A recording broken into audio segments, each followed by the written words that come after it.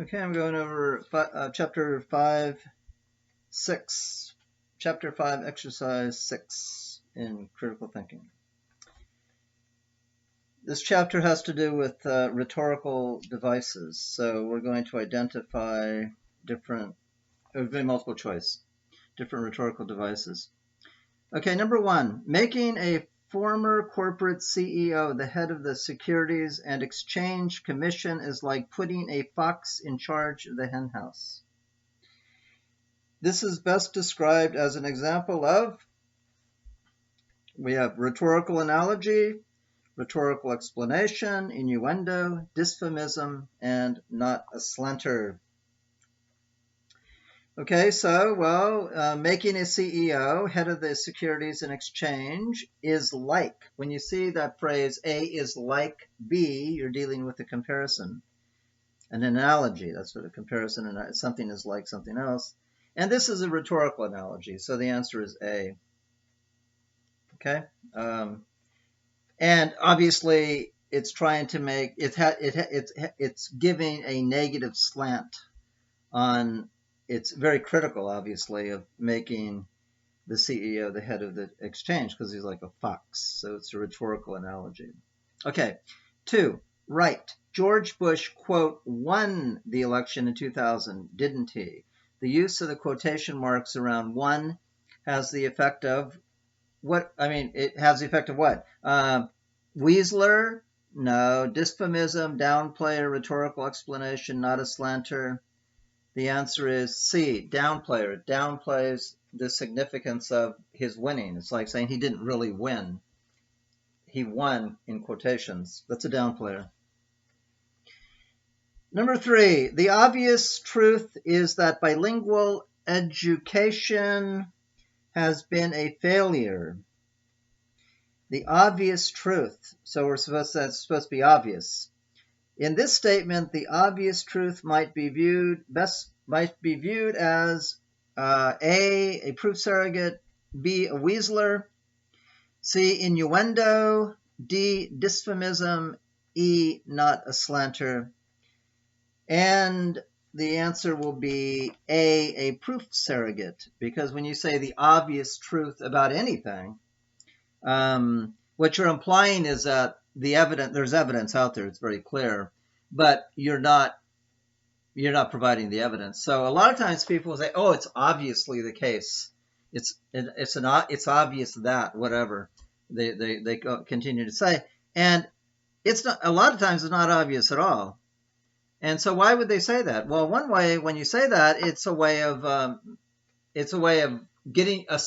asserting your view without giving any evidence. And when you say that, it makes the person who hears you, they kind of go along with you. I mean, the tendency is, oh, I guess it is obvious. Maybe I must be stupid or something. I don't see it, but obviously it's obvious. When somebody who is an expert in a field, or somebody you respect says it's obvious, and it's not obvious to you, that what the tendency then is to go along with them. You say, well, I respect the person's views on all these areas, and to him or her it's obvious. But you know what? To other people it may not be obvious, even to other experts. So when people say something is obvious, you shouldn't just take that, accept it. You should be a little skeptical, always be skeptical about it. I mean, it's obvious to them, it may not be obvious to you. So for some people, it's obvious that God doesn't exist. And for some people, it's obvious that God does exist.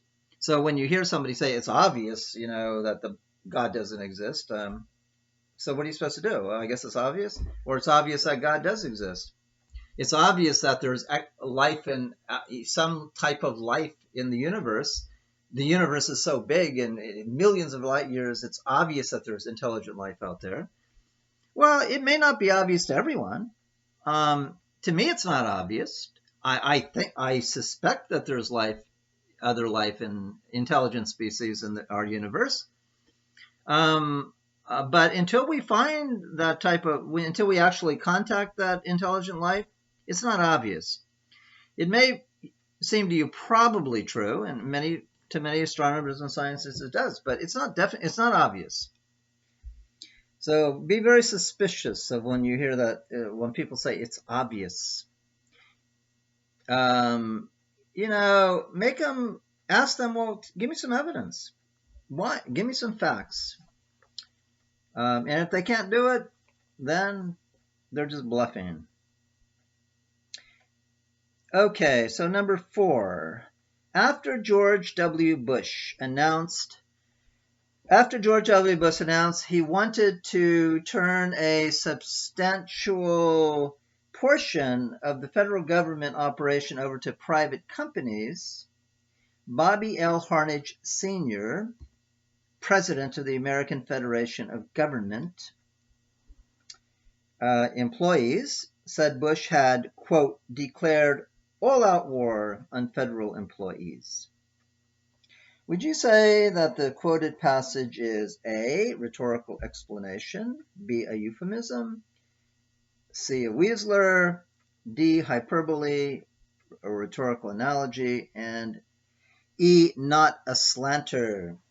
Okay, well, the only one here that seems to make any sense, and which is, I guess, it is the right answer, it's D. It's a hyperbole or a rhetorical analogy. The analogy is like George, his policy. What is it? His policy employee said it's what Bush did. It's what Bush is doing is declaring war. Now, literally, he's not declaring war. Come on, it's not a war. People aren't being literally killed. So this is it's an analogy. It's like what he's doing is like declaring war. It's hyperbolic. It's a rhetorical analogy. Okay, 5. Harry and his daughter had a little discussion about her outfit. One that left her in tears. Okay. If that little discussion left her in tears, it obviously was not a little discussion. I mean, little discussions do not leave you in tears. If you are left in tears, it's more like an argument than a little discussion. So that's what was going on. It was not a little discussion, it was an argument. It was a very important argument for her. I mean, it left her in tears. So instead of calling it an argument, they call it a little discussion. That's a euphemism to make it seem less disagreeable than it is. Okay, the euphemism. B. Number 6.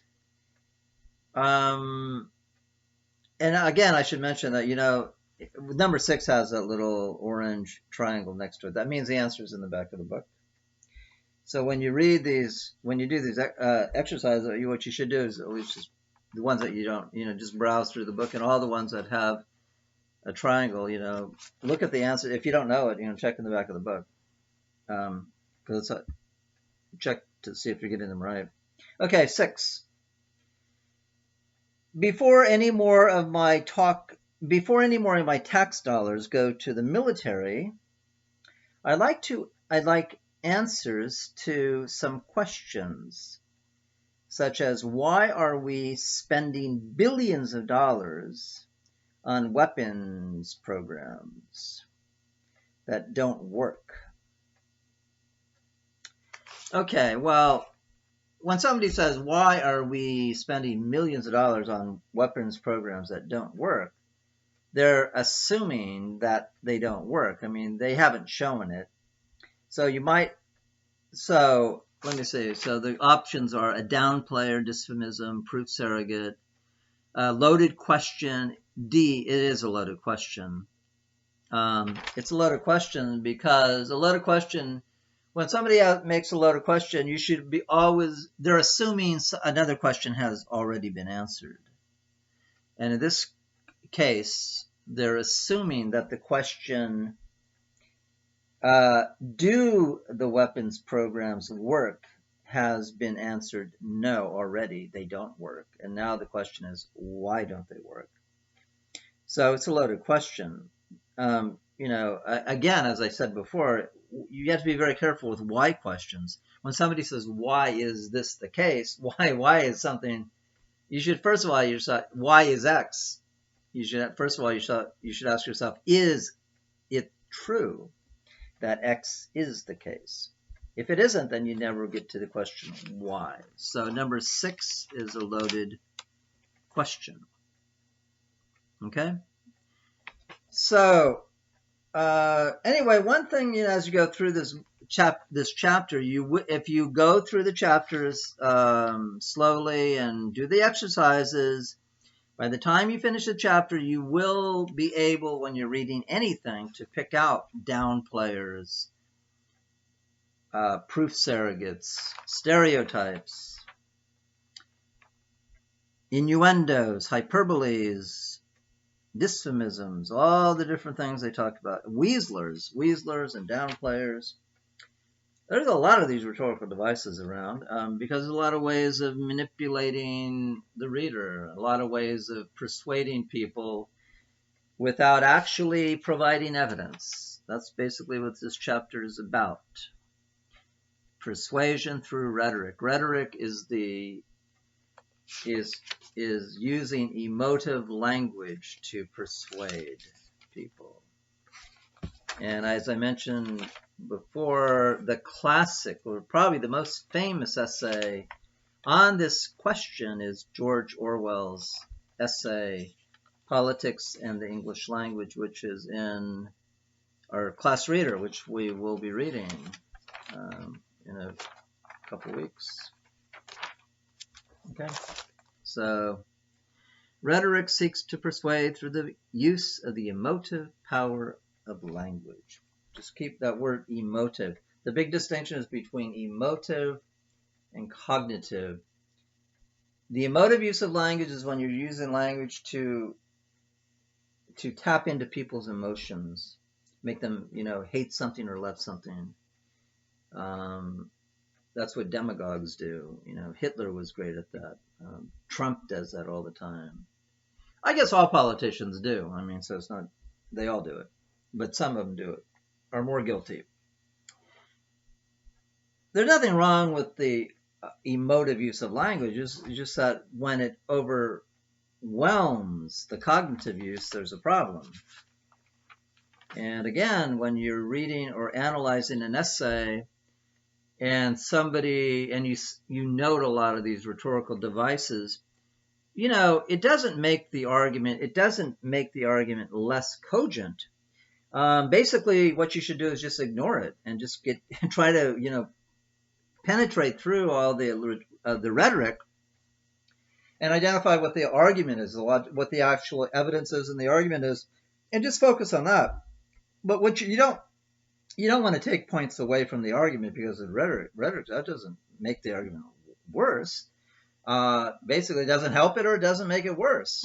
So just basically try to ignore it and focus on, if somebody's saying it's obvious, just okay, fine, just ignore it. Just see if the person actually can give evidence for it. So at any rate, rhetoric doesn't make an argument worse and it doesn't make it better. It just, makes it more, I guess, interesting sometimes, but it doesn't add anything to the logical force of the argument. Okay, so let's see here. Let me see here. Exercise 5-6. Okay, number 7. Can Governor Evans be believed when he says he will fight for the death penalty? You be the judge. Okay? Now, obviously, the implication is when somebody says that, just, knowing, being familiar with the way English works, you've heard what they're implying is he's not. Can he be trusted? You be the judge. The implication is, obviously, he can't be trusted. And that's C, innuendo. Okay, anyway, that's I've got 3 more to go. I'll do that in the next lecture. I'm going over. I won't go over every exercise in chapter 5, but I'll go over a lot, enough of them to make sure, that it's sinking into your mind. The thing you don't want to do is just read these chapters and then read them fast and just go on. And it has to sink into your mind.